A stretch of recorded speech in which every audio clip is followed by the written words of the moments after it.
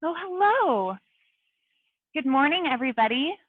My name is Alex Anderson, and I'm an interpreter here at Crystal Cove State Park down in Southern California in Orange County.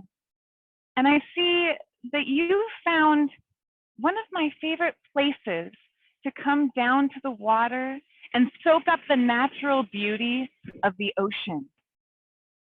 And I want you to join me today. I don't know if you can see, I wanted to jump in a little early because if you look out on the horizon on the water, I saw some dorsal fins of a dolphin, a marine mammal. I just saw two of them, straight out over the ocean. If you look really closely, you might be able to see their little fin come out of the water.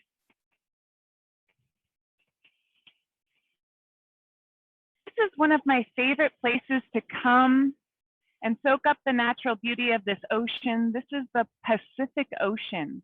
It's the largest ocean on Earth. And I know I like to come here also to soak up the beauty, but also to open my senses. Now, I know some of you are just waking up this morning, but also I know that we have some people from other parts of the country and the world visiting us today. So maybe you're not just waking up, but it's always a good time of day, any time of day, to open your senses. And we have 5 senses. Can you think of the 5 senses? So I'm going to give you a tip for how to remember. We're going to use our thumb, and you can put your thumb to your ear and think about what you're hearing, our first sense. Come with me down to the water and imagine, what would you hear? I'm hearing the crashing waves of the ocean. Now our next finger, our next sense is going to be our eyes, our eyesight, what we see. And I'm seeing a kind of light blue gray ocean today with some gray clouds in the sky, and I'm seeing some little birds. I don't know if you can see them on the sand, scuttling. They're called sanderlings, and they're tiny little white birds that scuttle on the sea, on the sand. They actually visit us here all the way from the high Arctic, the top of the world. So I'm using my eyesight to see those birds and the crashing waves.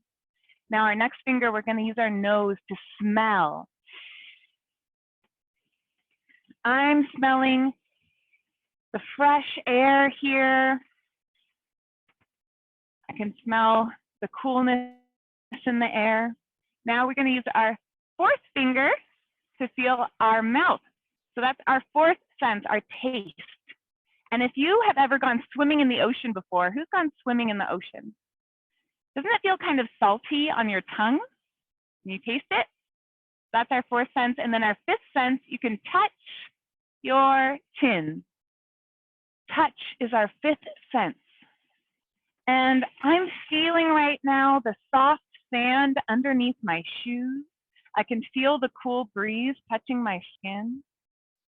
So this is a fun exercise for you to do out in nature. And you don't have to come to a California state park to use all of your senses. You can do this exercise in your backyard. And if you don't have a backyard, you can go outside in the front of your house and look around for a place in nature to sit and just open your senses. You can even open a window in your house and listen. I'll bet you hear some sounds of nature. All right, so we're opening our senses, and I know that you guys are all staying home today. You're being safe, you're washing your hands, you're keeping a distance between you and others who aren't within your family. And we're so glad that you're being safe in your homes today. But here at California State Parks, we felt like we should try to bring the parks into your living room. Bring the parks into your kitchen, wherever you're learning today. Maybe you have some siblings next to you. Maybe your parents are with you, or maybe you're by yourself. But here at the California State Parks Ports program, we wanted to bring the parks to you. And in today's home learning program, we're going to be learning about a special home here in the ocean, and it's called tide pools. We're going to be learning about tide pool homes for animals, and then we're going to be learning about marine protected areas a little bit in our MPA here. We're going to look at some of the animals that live in our tide pools and how they use their body to survive in their environment. And then we're going to read a really fun story at the very end. This program is geared towards kindergartners through 2nd grade, and it should last around 40 minutes. And today, you're not going to be able to ask questions through the chat box, but at the very end of the program, I'm going to show you how you can ask me questions if you have any questions about this natural environment or California state parks today. And if you guys in your home right now, if you have a piece of paper, maybe you have some watercolors, some pens, you can bring out a piece of paper. And during today's program, you can draw or paint or create some kind of art today if you feel inspired by the crashing waves. All right. So I told you I work for California State Parks. We're a protected wilderness park here in Southern California, but some of you may not know where Orange County is in California. So I'm going to share an image with you, a map of the United States, so I can share with you where we are today. So here is a map of the United States. And can you guys on the map? So if you can find the state of California, where the orange sea star is where I'm standing here down at the bottom of California, kind of in between the two big cities of San Diego and Los Angeles, kind of near the border of Mexico down here in Southern California. And I told you that I'm an interpreter here in the park. So that means I get to share fun and interesting information about all of the plants and animals that we protect in this wonderful nature park. And now what I want to do is I'm going to turn the camera around so you can get a pan of what I'm looking at. And I want you to use your senses and think about what it might smell like and feel like here at Crystal Cove State Park.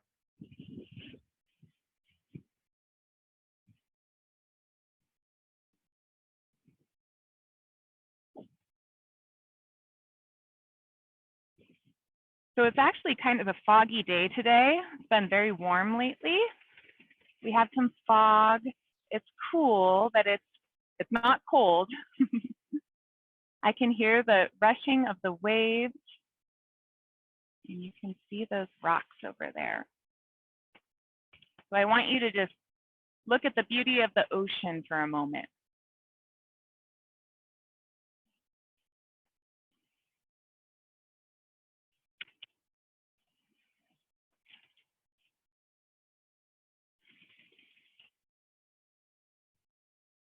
All right. So does anybody know what is the word we use for a natural home for plants and animals? Do you guys know what word we use for a natural home for plants and animals? I told you that I like to come here to my social spot and open my senses, but I also like to come here and I like to wonder. I like to wonder about what kinds of animals do you think live underneath the ocean, underneath the water? So many different kinds of animals. There could be big whales, there could be tiny snails, there could be octopus living in the ocean, and they all live in ocean homes. So the word I'm looking for is habitat. A habitat is a natural home for plants and animals. And there's lots of different kinds of ocean habitats underneath the water. But right behind me, you look, do you guys see those rocks on the water? So because we have a rocky shoreline here at Crystal Cove State Park, we're able to have tide pool habitats in our marine protected areas. Have you guys ever heard of tide pools before? Maybe you have come and visited the tide pools. Maybe you haven't, but you've read about them or you've seen the animals of a tide pool in an aquarium before. So the tide pools are an underwater home. And here at Crystal Cove State Park, we have a marine protected area, or MPA. And a marine protected area is like a protected wilderness park on land, just under the water. So we have special rules that we follow to help protect all of the different kinds of ocean homes in our park. And I'll share those rules with you a little bit later. So we see our tide pool habitat. Did you guys know that the ocean moves every single day? It goes from a high tide to a low tide. And I'm going to show you, we took 2 photographs here in the park at different times of the day, so you can see the difference between a high tide and a low tide. There's about 6 hours in between our high tide and our low tide. So remember, this is the same beach. And you see at high tide, the water covers all the rocks, but at low tide, the water pulls back and it reveals all of these rocks. And trapped inside of these rocks are pools of salty water. And if you peek inside of these pools, there's a thriving community of animals, organisms, snails. We've got octopus, we have lobster. All of these organisms are all struggling to survive in this very harsh environment. So tide pools are broken up into different levels or zones. And there's different kinds of animals that live in the different zones. So I'm going to show you a watercolor painting that I made with my friend. And it shows you how there's different levels in the tide pools. And in different levels, there are different animals. And they all have to use their body parts to survive in this environment. So at the very top, you see those periwinkle snails, little sea snails. Then we have the high tide zone. You might see barnacles and kites and limpets are little sea snails that attach to the rocks, and they sleep during the day and they're active at night, so they're nocturnal. Then we have the middle tide zone. This is half exposed rock, half underwater. So you might have a crab that crawls in and out of the water. You might have a fish that lives under the water all of the time. Then we have the low tide zone. This is where the waves are crashing, crashing, crashing on the animals. They have to be able to hold on tight. So this is a really tough environment. Can you imagine living out there in a tide pool environment? Close your eyes and imagine you're a sea star and you're out there on the rocks. What do you think might be tough for these animals living in this environment? Well, we already know it's always changing, right? The tide is coming up and the tide is coming down.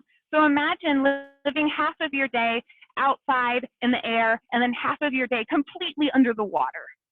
So these animals have to use their body parts to survive in their very ever-changing environment in this marine protected area.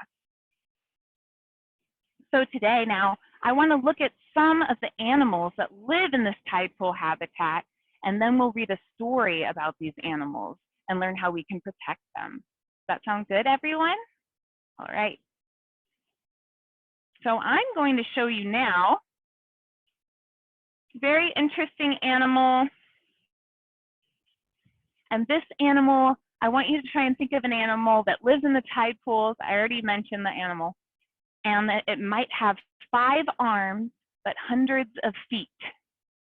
That's my clue. So what do I look like? If you guys are standing up, if you're not in your bed, you can get up and you can do this with me. What do I look like? If you can see my legs. I'm a sea star. So actually, sea stars can have up to 40 arms. There's certain species or kinds, but the kinds that we have usually have 5 arms. And at the tip of each arm, they have an eye spot, so they can see how we do. They feel kind of rough. If you've ever felt a sea star in an aquarium or a touch paper, they're related to other animals with spiny skin. And if you turn them over, they're covered in hundreds of tube feet. And tube feet are suction cups that they use. to hold on tight, because remember, the waves are crashing in this environment. The wind is blowing. There's a lot happening, so they have to hold on tight. They use their body parts to do that. I'm going to show you a picture of what tube feet look like, because I know that we have feet, but our feet look a little bit different. So do you see those long spaghetti-like things coming off the arm of that sea star? Those are called tube feet, and they have suction cups at the tips. And so a sea star uses its tube feet to move around in the tide pools. That is our sea star. You mostly see them in the middle tide zone down to the lower zone in the tide pools. This is where their mouth is. They like to eat meat. They like to eat mussels in the tide pools. Mussels are sea snails with 2 shells, and they wrap around and they suck up the mussel into their body. So this is a carnivore animal in our tide pool. All right, now our next animal, can you think of an animal that lives in the tide pools that looks like a purple porcupine? So it's very spiky, has spikes all over its body. So this animal is a sea urchin, a purple sea urchin.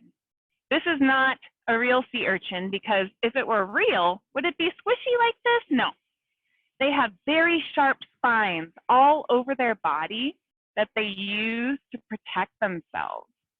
So they're using their body part to protect themselves. So here's a picture of a purple sea urchin. In between their spines, they actually have tube feet, just like the sea star. I was telling you how the sea star has tube feet that it uses to hold onto the rocks.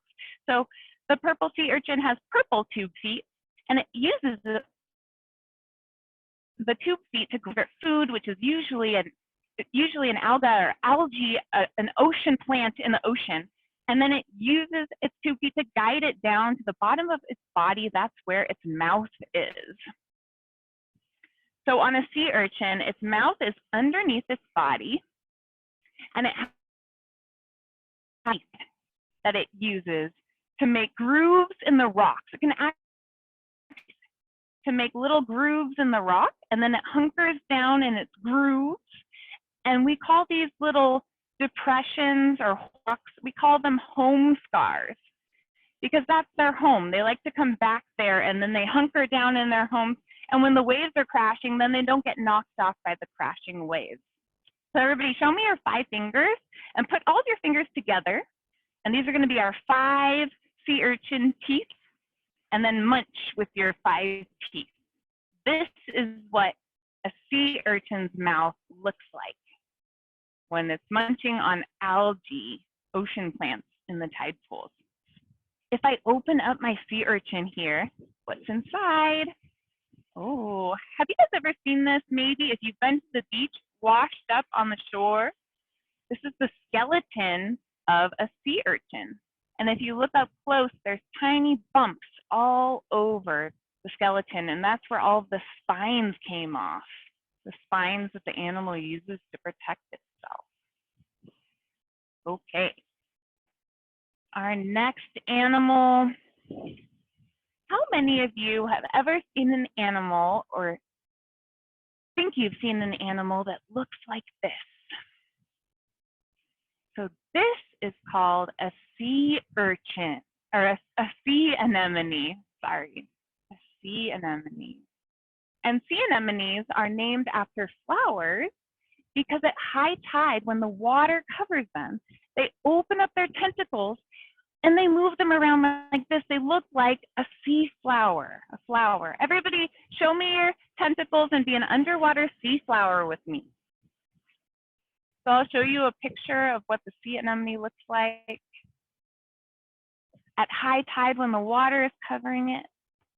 But they don't have petals like a flower. They actually have tentacles. And those tentacles have stinging cells inside. So they're related to jellyfish or sea jellies.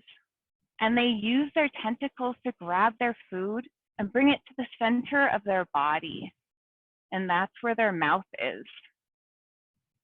That's also where they poop, right in the middle of their body. So where they eat is where they poop, which is kind of funny. And sea anemones, they get their color when they're bright green from an algae or an ocean plant that lives inside of them.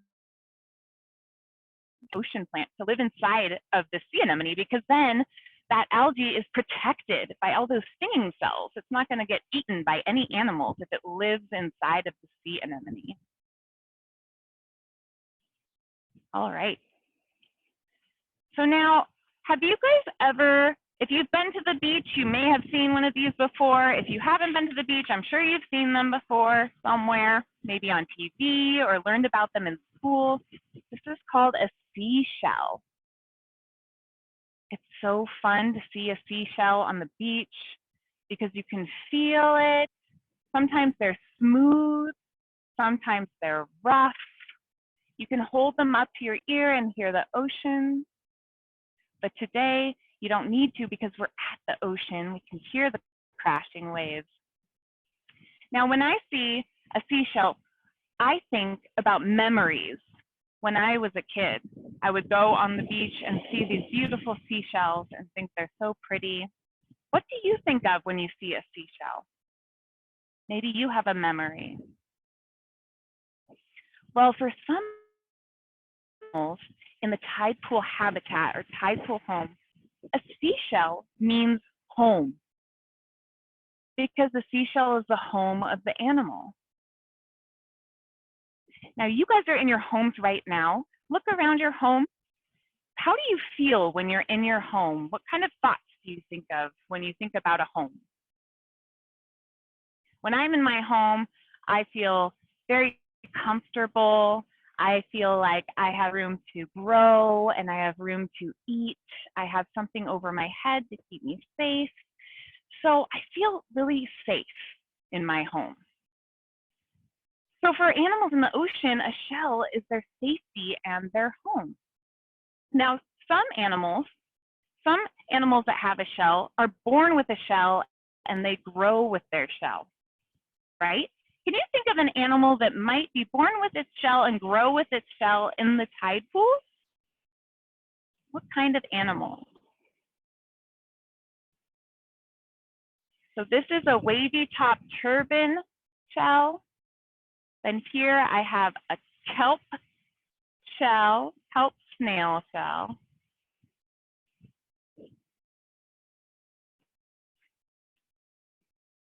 Here's another really cool shell. It's very different. It's called a scaly tube worm snail shell.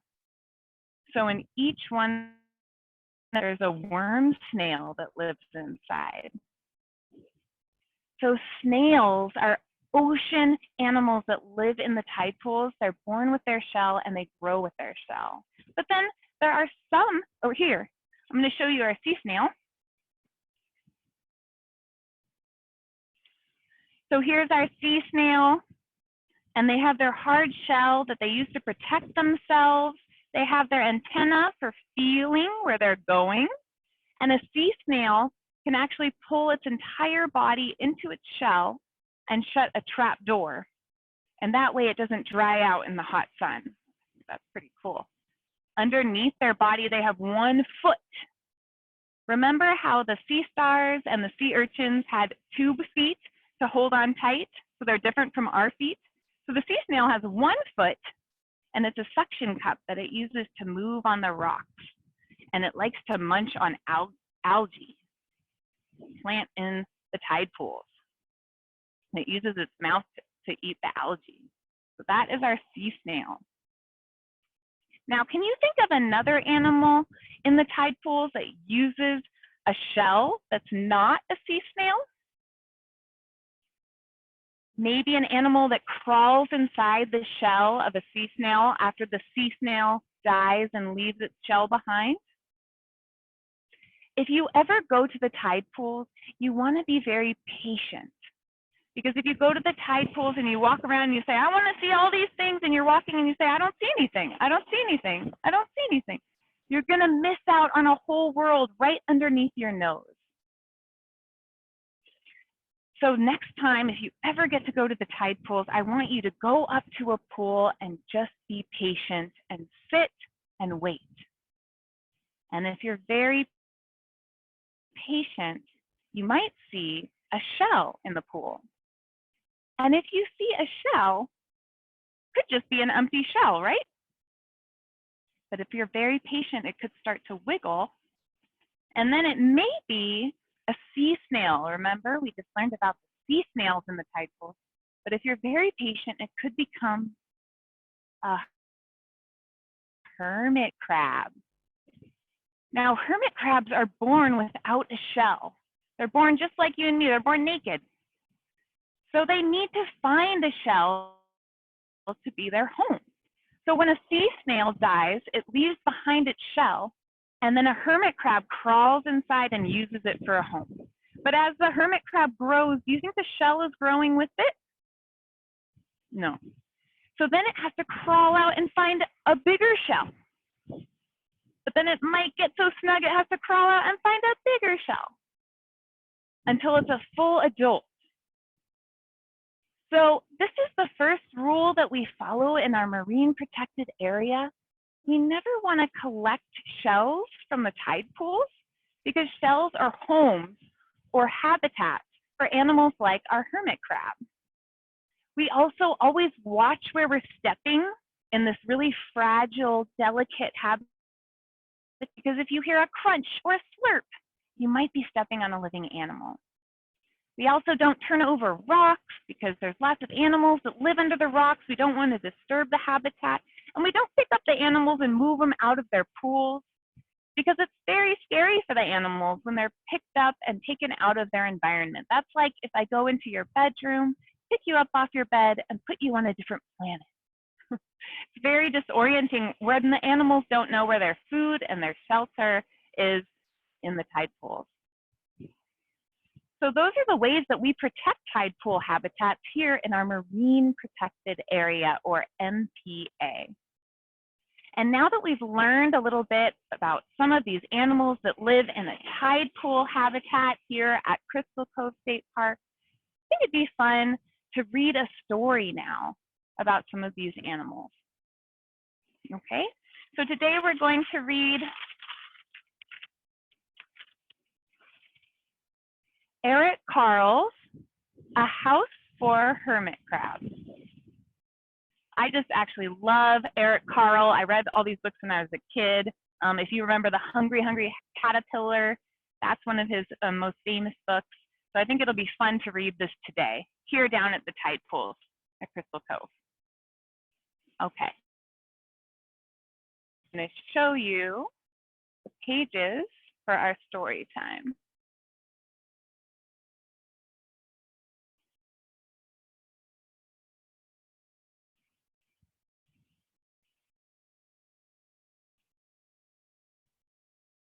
All right. Time to move, said Hermit Crab one day in January. I've grown too big for this little shell. He had felt safe and snug in his shell, but now it was too snug. Hermit Crab stepped out of the shell and onto the floor of the ocean. But it was frightening out in the open sea without a shell to hide in. What if a big fish comes along and attacks me, he thought. I must find a new house soon.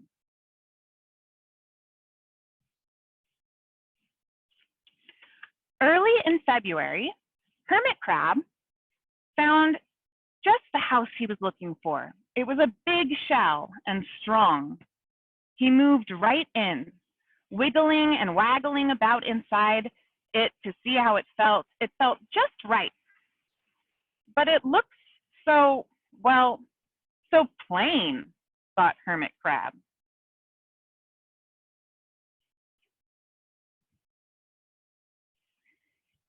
In March, Hermit Crab met some sea anemones.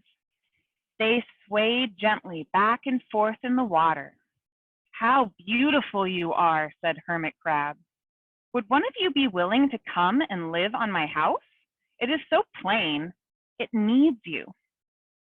I'll come, whispered a small sea anemone. Gently, Hermit Crab picked it up with his claw and put it on his shell.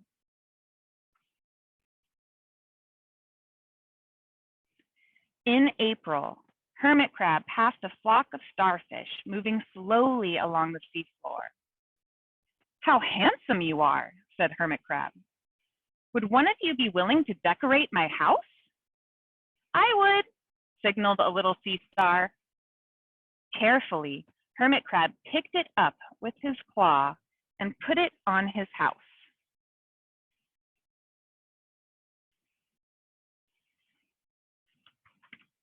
In May, Hermit Crab discovered some coral. They were hard and didn't move. "How pretty you are," said Hermit Crab. "Would one of you be willing to help make my house more beautiful?" "I would," creaked a crusty coral. Gingerly, Hermit Crab picked it up with his claw and placed it on his shell. In June, Hermit Crab came to a group of snails crawling over a rock on the ocean floor. They grazed as they went, picking up algae and bits of debris and leaving a neat path behind them. "How tidy and hard-working you are," said Hermit Crab. "Would one of you be willing to come and help clean my house?" "I would," offered one of the snails. Happily, Hermit Crab picked it up with his claw and placed it on his shell. So now look, you've got coral, sea anemone, sea stars, and sea snails all on his shell. In July, Hermit Crab came upon several sea urchins. They had sharp, prickly needles. "How fierce you look," said Hermit Crab. "Would one of you be willing to protect my house?" "I would," answered a spiky sea urchin. Gratefully, Hermit Crab picked it up with his claw and placed it near his shell. Wow, those prickly purple porcupines. In August, Hermit Crab and his friends wandered into a forest of seaweed. "It's so dark here," thought Hermit Crab. "How dim it is," murmured the sea anemone. "How gloomy it is," whispered the starfish. "How murky it is," complained the coral. "I can't see," said the snail. "It's like nighttime," cried the sea urchin.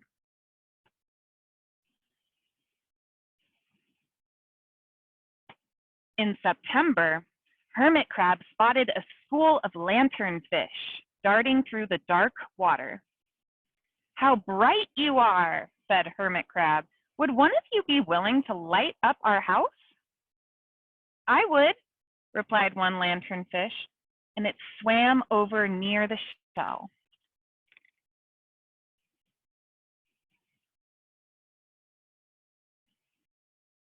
In October, Hermit Crab approached a pile of smooth pebbles. "How sturdy you are," said Hermit Crab. "Would you mind if I rearranged you?" "Not at all," answered the pebbles. Hermit Crab picked them up one by one with his claw and built a wall around his shell. "Now my house is perfect," cheered Hermit Crab.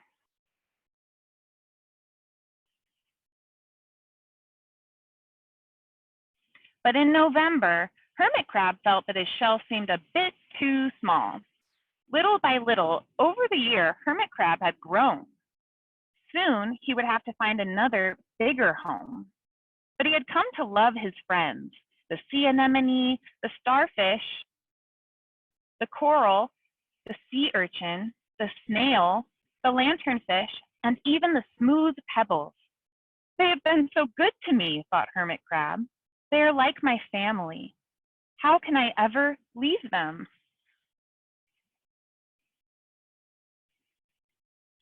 In December, a smaller hermit crab passed by. "I've outgrown my shell," she said.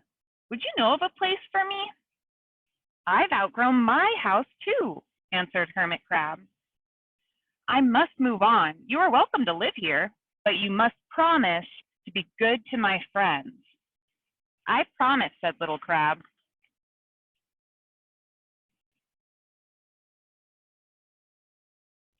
The following January, Hermit Crab stepped out and the Little Crab moved in. Couldn't stay in that little shell forever, said Hermit Crab as he waved goodbye. The ocean floor looked wider than he had remembered.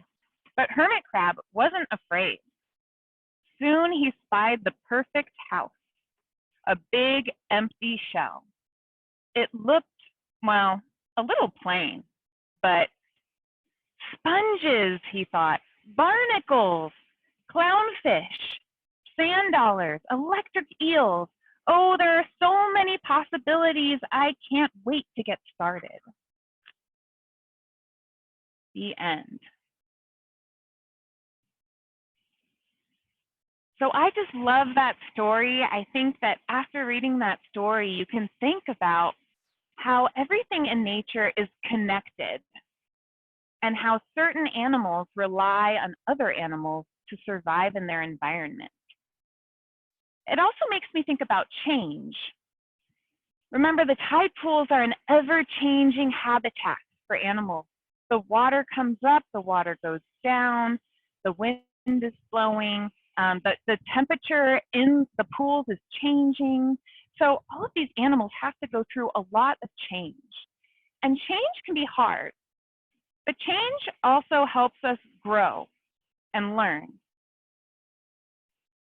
I'm just so happy that you came down here today with me to Crystal Cove State Park to look at the ocean and to learn about tide pools and marine protected areas and how animals use their body parts to survive in this environment, and then to read a fun story.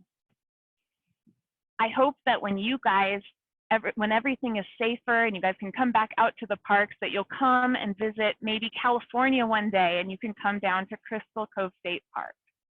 If you have any questions for me, you can tell your parents to go to Instagram. Of a picture of what our Instagram looks like. Let's find story time. Right here. So our handle is called Crystal Cove State Park, all one word. And if you have a question, you can go on there and direct message me. You can ask your parents if they can direct message me at Crystal Cove State Park and ask your question about tide pools, marine protected areas, or California state parks, or any questions you might have about what we learned today. Also, if you were painting, if you were creating art, if you felt inspired by the ocean today, you can also share those pieces of art that you created with us here at California State Parks. And you can tell your parents, if you want to write this down on your piece of paper,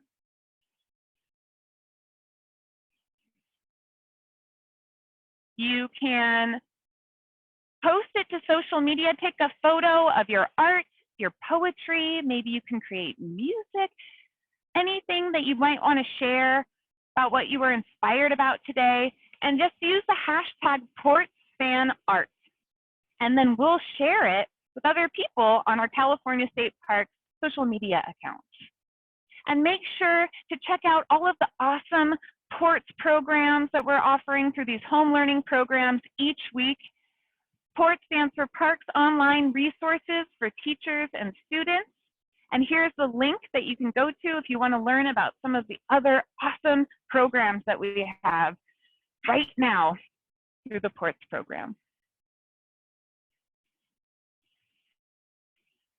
All right, you guys, I'm going to leave you with the special spot so you can soak up the ocean for a couple more minutes. And I want you to think of a special spot where you can go, maybe in your house or just outside of your house, to kind of use all of your senses and to connect with nature. All right. Thank you for stopping by. I hope you have a great day.